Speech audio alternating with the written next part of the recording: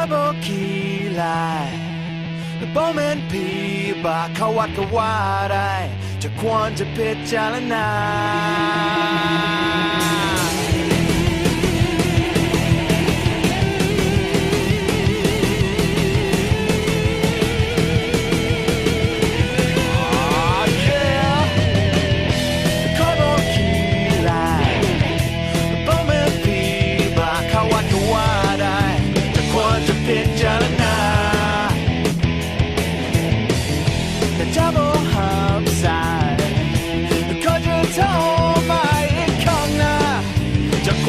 พิจารณา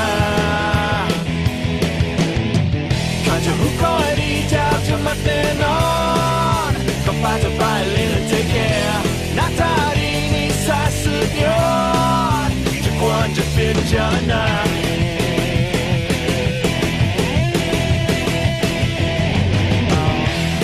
เข้าใจดีบ่เป็นคนหลายใจต้องเสื้อใจคอยจะควรจะพิจารณา